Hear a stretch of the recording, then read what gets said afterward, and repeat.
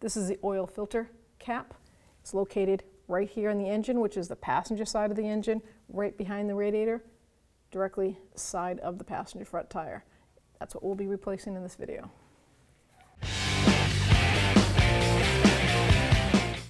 Volvos do not put the type of oil or the weight, so you're going to have to see the manual. This right now is going to be 5W30. I'm using full synthetic. So I open the oil cap. This tells me not to start it because there should be no oil in it by the time I lower it back down. I always pull the dipstick. This is where you would check the fluid. I pull it like this. That's another reminder to make sure there's oil put in it. So now I'm just going to raise and support the vehicle and drain the oil. So now that we've raised and supported the vehicle, you need to take your undercarriage splash shield down to access the oil drain plug and the oil filter housing. So on this particular car, it has like 5 bolts. Mine's a 12mm socket. Yours could be different because these bolts are not the factory bolts.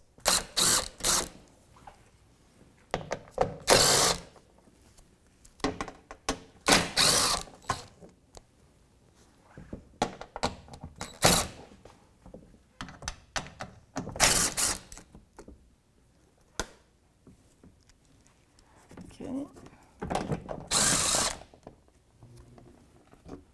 So to remove this oil filter housing, there is an actual oil filter wrench designed for it, and it fits on these little half knobs that they got. And because of the location, it's kind of hard to get anything else up there. You could try like a strap wrench, but this is the tool for it. Then you put the socket on and you turn it to counterclockwise. Make sure you have your catch bucket ready because oil will come out.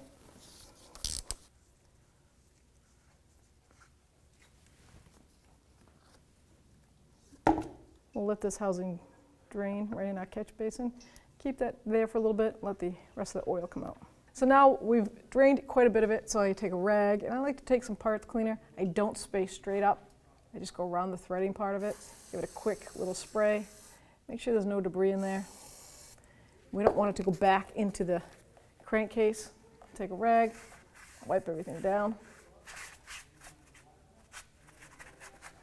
So with the new filter housing, it has a new O-ring right here, seal, and you want to take clean oil. I just dipped it right in that new oil quart, and I'm going to coat that O-ring that seats right there, so it will sit in there. You want to make sure it has a clean thing of oil on it. Now I'm going to take the oil filter cartridge. We got our cartridge, doesn't matter, there's no up or down. Seat it right in that center, and you'll feel it lock right in.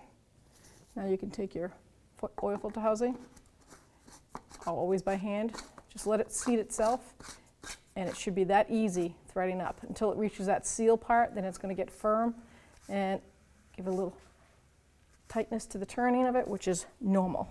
And this is where we get our wrench back off the old housing.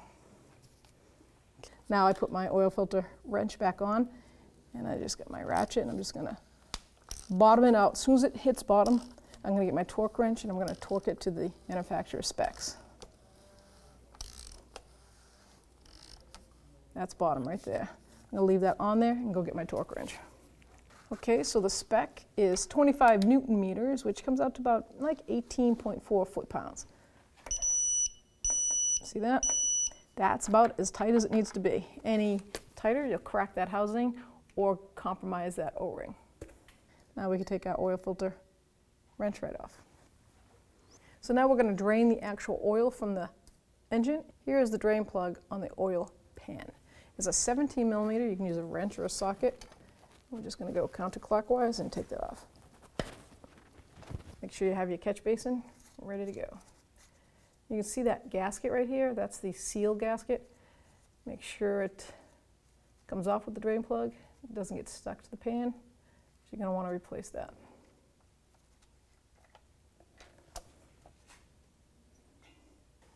So here is the drain plug, and this is that gasket I was telling you about. You can see it. This particular design uses a copper gasket, and if you could see up close, you can kind of see how it has these grooves in it, and it's kind of oblong now. It's out of shape, and that's due to that drain plug being torqued down. And here is what a new one looks like.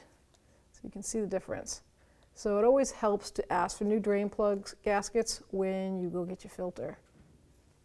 And we're just going to place that right on. Make sure that it seats properly. It doesn't wobble around. You don't want any extra space flapping around. Now we're down to a minimal here. I do about a 10 to 15 minute drain. I do not do a 2-minute drain. I want this down to be a minimal drip. Start it by hand. And the torque spec on this is 26 foot-pounds. So I'll get a 17mm socket and torque wrench and we'll torque that down. So now I'm going to torque this with a 17mm socket to 26 foot-pounds. Just get a rag and clean up that residual. Make sure there's no oil anywhere. And now we're ready to put up our undercarriage shield. Then we're putting our plastic shield back up. And like I said, there's like 5 to 6 bolts. This one was missing some, and these are the bolts that I used to replace the factory ones that were missing. Then I'll go right to the center. Just going to start them all by hand, so that way we don't cross thread.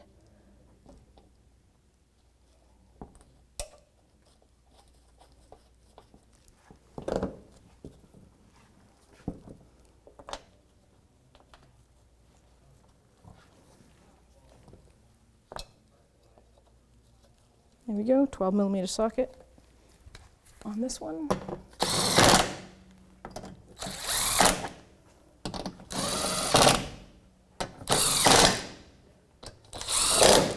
Now we can lower it and add the oil. So now we've lowered the vehicle, oil cap is still off to tell me that I need to add oil, and this car takes 5W30, that's the velocity of it, and it's 5.7 quarts. So we'll just start adding all the quarts.